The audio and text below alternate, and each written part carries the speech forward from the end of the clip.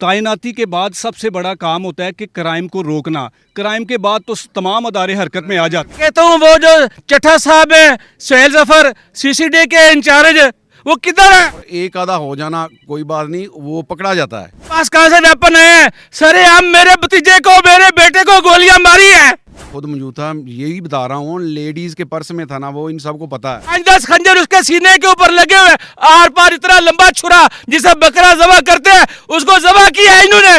इसकी तलाशी लेने के लिए क्या पुलिस फोर्स में लेडीज कांस्टेबल नहीं है? थी, लेकिन वो बाद में आई हैं या नमाज पढ़ने अंदर नहीं गई। आज ईद अदा करने के बाद बिलाल उर्फ सेल्फी जब जैसे ही मरकज़ की नमाज मस्जिद से निकलते हैं और उन पर एक खातून बुरका पोश और उसका खावंद हमलावर हो जाते हैं। जो खातून थी उसने फायरिंग की और उसके खावंद ने छुरा मारकर बिलाल को मौत के घाट उतार दिया। यहाँ पर मुतलका थाने के SHO साहब भी मौजूद हैं, लेकिन मुतालबा ये है कि इस वाक़े को सबसे पहले हिंदुस्तान रिपोर्ट कर रहा है और इस तरह के बयानात लगा रहे हैं कि जिसकी कोई शायद तस्दीक नहीं की जा सकती।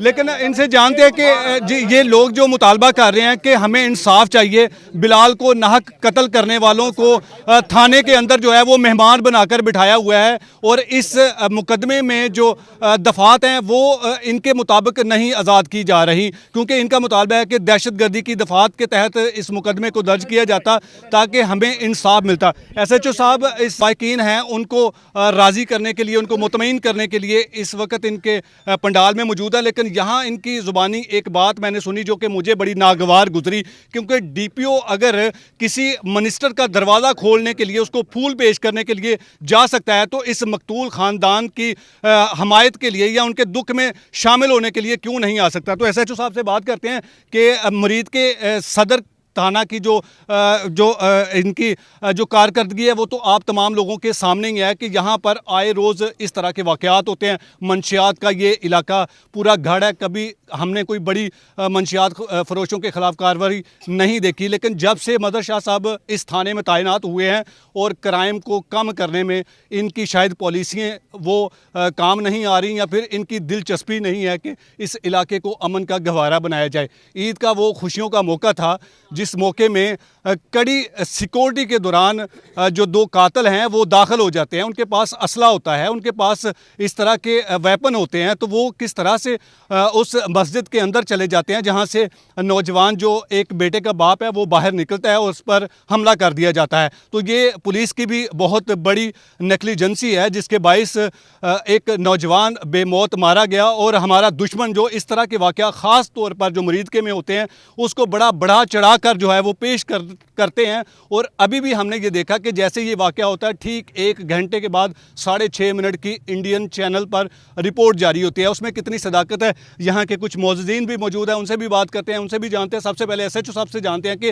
आप इस वाक़े के बाद जो मुल्ज़मान हैं उनको तो गिरफ़्तार कर चुके हैं, लेकिन अभी भी जो लवाहिकीन के मुतालबात हैं उनको नहीं माना जा रहा। शाह जी बहुत शुक्रिया आपका, और यकीनन ये सख्त सवालात हैं आपकी कारकर्दगी पर कि इतने ज़्यादा वाक़यात हो चुके हैं कि आपकी तैनाती में, तो क्या आप तक क्या हुआ? मेरी तैनाती में कोई वाक़या ऐसा नहीं हुआ जो जिसका मुलज़म गिरफ़्तार ना हुआ हो। वाक़या हो जाना कोई बात नहीं, लेकिन मुलज़म गिरफ़्तार या तफ्तीश में मुकम्मल चलान हुए, मुकम्मल मुलज़मान गिरफ़्तार हुए। ये भी मुलज़म उसी वक्त मैंने ही गिरफ़्तार किए हैं और आइंदा अफसरान से बात होगी, ये जो इनके मुतालबे दफ़ात के हैं, CCD के हैं, वो आपको भी पता है, वो जो उसका तरीक़ाकार है, रूल रेगुलेशन है, उसके मुताबिक हो जाएगा। शाह जी आपने कहा कि मुल्ज़मान मैंने अपनी तैनाती के बाद जो भी वाक़यात हुए वो मैंने गिरफ़्तार कर लिए। तैनाती के बाद सबसे बड़ा काम होता है कि क्राइम को रोकना। क्राइम के बाद तो तमाम अदारे हरकत में आ जाते हैं। रुका हुआ है इंशाल्लाह 100% रुका हुआ है, और एक आधा हो जाना कोई बात नहीं, वो पकड़ा जाता है। सर आपकी सिक्योरिटी के दौरान ये नमाज ईद की अदायगी के बाद फौरी हमला हुआ जिसमें नौजवान बिलाल कत्ल हुआ। इसमें लेडीज़ के पास, इन सब को पता है, लेडीज़ के पर्स में था वो। और ये मामला जो है ना वो इनकी सिक्योरिटी भी थी, इधर इनके ही थे वो लोग दोनों ही फरीक। पुलिस नहीं थी? पुलिस थी, पुलिस हुई है तब नमाज ख़त्म हो गई है, लोग घरों को जा रहे थे। लेकिन ये मुल्ज़मान सर दीवारें फैलाकर कर तो नहीं आए ना? मैं खुद मौजूद था, यही बता रहा हूँ, लेडीज़ के पर्स में था ना वो, इन सबको पता है। वो लेडीज़ की तलाशी लेने के लिए क्या पुलिस फोर्स में लेडीज़ कांस्टेबल नहीं है? हैं, उधर भी थी, लेकिन वो बाद में आई हैं या नमाज पढ़ने अंदर नहीं गई। सर आपने अभी तक उनका रिकॉर्ड नहीं चेक किया कि उस दौरान ड्यूटी पर जो लेडीज़ कांस्टेबल थी जिनकी जिम्मेदारी थी ऐसे लोगों की जामा तलाशी लेना, वो कहाँ पर थी? उनकी गफलत नहीं सामने आती? गफलत उनकी भी चेक कर रहे हैं। ये जो वो बाहर से जो जाने वाला रास्ता है ना, वो आई नहीं अंदर, चेक कहाँ से होनी थी? मस्जिद में नहीं गई, वो बाहर से आ रही थी और उनके रास्ते में नाका लगा कर या खड़े थे या बैठे थे उसकी इंतज़ार में। और वो उस रास्ते में नहीं था, वो मस्जिद का रास्ता जो है ना वो 2-3 अलहदा हैं। ये वकूआ जब बाने वाला उस चौक में खड़े थे उसमें, और लेडीज़ का बहुत ज़्यादा रश था।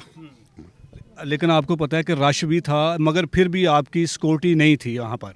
है थी सिक्योरिटी, है थी, हाँ, ऐसी बात नहीं है, सिक्योरिटी मुकम्मल थी। अच्छा सर, एक सेकंड सर, आपने अभी हमने जिस वजह से मैंने आपकी तरफ मौक़िफ़ किया कि ये जो वाक़या हुआ और ये लवाहिकीन जो हैं वो सरापा एहतजाज हैं और इनका ये जायज़ मुतालबा भी है, और आपने कहा कि जी आप तमाम लोग मेरे पास आएँ, हम DPO के पास जाएंगे। DPO क्यों नहीं अभी तक आया इनके पास? DPO साहब अगर इनका मुतालबा था तो आ जाता, हमें नहीं बताया इसने। बिलाल मेरा बेटा था, बिलाल मेरा बेटा था, उसको सरेआम ईद पढ़ के बाहर निकला है, उसको पहले गोलियां मारी गई है, फिर उसके ऊपर खंजर मारे गए हैं, छुरे मारे गए हैं, सरेआम दहशतगर्दी हुई है। अभी तक क्या हुआ है? दहशतगर्दी की कोई दफात नहीं लगी। CCD को हमारा केस नहीं हवाले किया गया। मेरे बेटे को जिस तरह मारा गया है, कुरान मजीद में लिखा है वमन यक़्तुल मुमिनन मुतअम्मिदन फजज़ाउ जहन्नम, उसको अभी तक क्यों नहीं जहन्नम में पहुंचाया गया? मरकज़ तैयबा की हदूद के अंदर ये वाक़या हो रहा है, रिट क्यों नहीं कायम हुई? उसको कुरान के ऊपर क्यों नहीं अमल किया गया? उसको सरेआम उधर ला के उतने खंजर मारे, उतने गोलियां मारे जितने मेरे बेटे को इन्होंने मारे हैं। करे इंसाफ इधर हुकूमत, करे पंजाब वाले CM साहब। सर आपके मुतलका थाने के SHO साहब आपके साथ बैठे हैं? कोऑपरेटिव है हमारे साथ, लेकिन DPO साहब किधर हैं? डिप्टी साहब किधर हैं? वो जफर चट्टा साहब जिनकी DPO साहब ने आपके साथ रब्ता किया इस वाक़या के बाद? मैं कहता हूँ वो जो चट्टा साहब है, सुहेल जफर CCD के इंचार्ज, वो किधर है? वो कहते हैं जो कोई इधर दहशतगर्दी करेगा और खौफो राज फैलाएगा, उसने हमारी सलवार उतारी या पंजाब को वेपन फ्री करार देना है हमने। इनके पास वेपन कहाँ से आ गए? इनके पास कहाँ से वेपन है? सरे हम मेरे भतीजे को, मेरे बेटे को गोलियां मारी है, और गोलियां मार के उसके ऊपर खंजर मारे हैं, 5-10 खंजर उसके सीने के ऊपर लगे हुए, आर पार इतना लंबा छुरा जिसे बकरा जबा करते हैं उसको जबा किया है इन्होंने। किधर है CCD? किधर है दहशतगर्द? वो कह रहे हैं कि आपकी सिक्योरिटी के लोग वहां पर मौजूद थे तो उनकी भी गफलत है। सुने, यहाँ पे सारी सिक्योरिटी गवर्नमेंट की है, ठीक है, गवर्नमेंट का काम है यहाँ पे तफस देना। और आज तीसरा दिन है, आज भी हम यहाँ इकट्ठे हुए हैं, एहतजाज कर रहे हैं। इस वजह से ये SHO साहब इधर हैं। SHO साहब ने अपने तौर पे क्यों नहीं तहफ़्फ़ुज़ 780 शामिल की? ठीक है, DPO साहब को खुद आना चाहिए कि लोग उनके घरों में जाते हैं उनको बुलाने के लिए। हमसे पैसे लेके वो हमारे मुलाजिम है, दी जा रही हैं, हमसे पैसे लेके हमें डेड बॉडियां दीजिए। आप देखें उसकी तस्वीरें, ये देखें, पीछे हो जाओ, उसके सीने के ऊपर कितने खंजर आर पार के लगे हुए हैं। किधर थी पुलिस? क्यों नहीं पकड़ा उस बंदे को? उसको उधर मारते, कत्ल करते। CCD वाले तो मौके पे इंसाफ देते हैं। मैं कुरान मजीद की आयत पढ़ता हूँ, मैं 1973 वाले कॉन्स्टिट्यूशन जानता हूँ। कुरान और सनत की बालादस्ती है, कुरान और सनत की बालादस्ती में लाके उसको उसी मुकाम के ऊपर जहां उसको मेरे बेटे को मारा है उसको उधर लाके मारे, गोलियां उतने खंजर मारे। आपके बेटे की इन मुल्जमान के साथ कोई दुश्मनी थी? कोई दुश्मनी नहीं हमारी, ये सारा इलाका गवाह ये है। ड्रामा है सारा। सिर्फ और सिर्फ सर दहशतगर्दी हुई है। मेरे ब्रदर इन लॉ थे। मैं सारी पब्लिक के सामने वज़ीर आज़म पाकिस्तान, वज़ीर आला पंजाब, उनको अप्रिशिएट करता हूँ कि उन्होंने ऐसी चीज़ें कानून में शामिल की हैं कि ऐसी दहशतगर्दी करने वाले लोगों को सरेआम गोलियां मारी जाएं।